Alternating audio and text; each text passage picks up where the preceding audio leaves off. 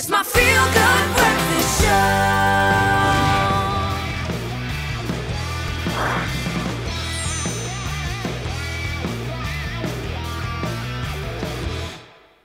Welcome back to your Feel Good Breakfast show. We're going to make sure your weekend is completely sorted because that's why we have JP Sebastian in studio as we unpack the movies that will be on your screens this weekend on SABC. Let's start with some Saturday afternoon entertainment that's going to start at 2:30 on SABC 3, the movie Street Dancer. Finally, the question everyone's been asking, can there please be more dancing in Bollywood movies, is being answered by Street Dancer. Ah, fantastic.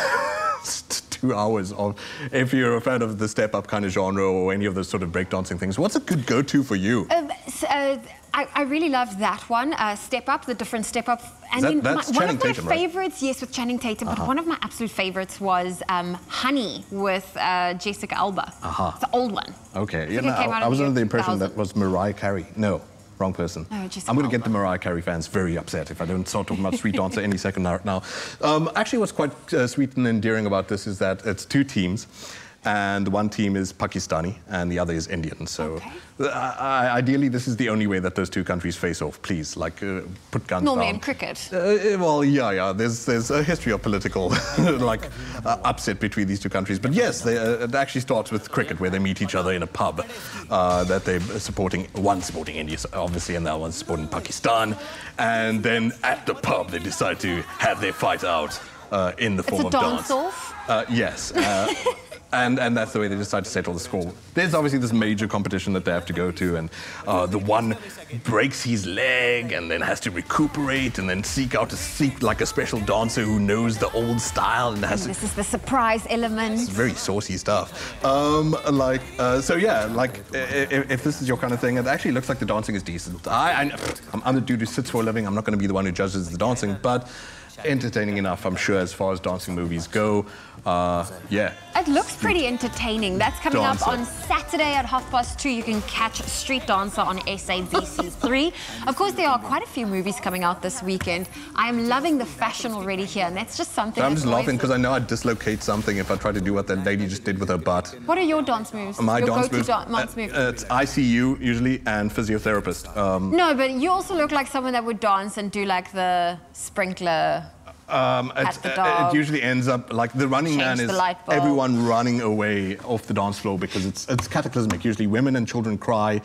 There's like a truth and reconciliation commission after I dance. Okay. Not nice for anyone to see. I promise you that. Well, we won't force you to dance. Maybe we should keep that in mind for next week's Friday dance with JP Sebastian. But let's focus on a movie that's coming out on Saturday evening. If you need some entertainment. Robot. Let's focus on Rango.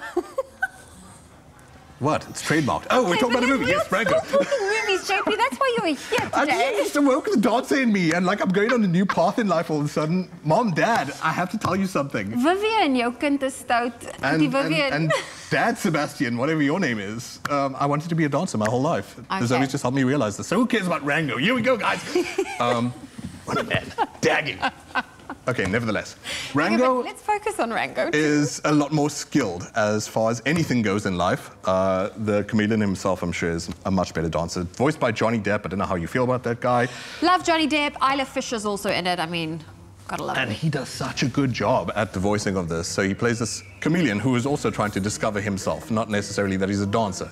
He used to be a pet for someone, flies out the car window, being transported somewhere and finds himself in the desert with the wild animals. And out in the desert, it's a tabula rasa. You get to define yourself as I was going to say as a human being, but in his case as a chameleon, trying to figure out what is my destiny in life. He seems to want to be an actor, a writer, because he does these silly little plays with the dolls that are in his fish tank that he lives in before. And then he finds a way of redefining himself rather than as the poet to the hero, becoming the hero himself. So finds a small little town that's inhabited with hedgehogs and frogs and all sorts of other desert things, and becomes the sheriff in the town, mostly by hook and by crook, by lying to the locals that I killed 7 guys with 1 bullet, and then obviously he has to try and keep up with the lie as the story goes along. It's magnificently animated. It's the first production that Industrial Light and Magic, which worked on stuff like The Lord of the Rings, worked on Matrix and all that, their first animation that they focused on. Oh, fantastic. And it's directed by Gore Verbinski, who's the guy who did the first 3 Pirates of the Caribbean, which I think would be the strongest of all of them. And I mean, what a great collaboration between him and Johnny Depp, who also played in Pirates. It's actually so weird that they both took on this movie because they thought it would be like a relaxing departure from the big budget kind of stuff. Yeah. And then they find out that 3D animation is also a chore. This was like $135 million that we know of on paper to make. And it wasn't this sort of like vacation that they thought it would be. This, little tribute to Fear and Loathing in Las Vegas because of Johnny Depp having done that part, but that's an aside. What I did want to say, though, is that what blew me away the first time I saw this is it easily could be one of the best Westerns of its decade. Mostly because the cinematography, and I do that with air quotes because it's an animation, was advised by a guy who I've way too much cheerlead on Expresso before, Roger Deakins. Last in 1917, that war movie that we would have heard about. So the shots are amazing. How do you do this in an animation? You have to get Roger Deakins to do your cinematography, and Gore Verbinski does a fine enough job. Johnny Depp is hilarious in the voicing. Rango, please watch it. With your kids, with your adults, I think that's a good happy in between. It's a family movie that's coming out on Saturday evening on SABC 1 at 8 o'clock. JP, thank you so much for joining us. If you're into horror, watch me dance. Maybe. Okay, let's do I'll that. come to your house. Give us a little teaser. This is like I'm going to try and do a pop thing with the chest and the butt, and then do a bit of it. I've shamed everyone. Like, I don't know, I'm on a watch list now. Interpol is looking for me. Okay.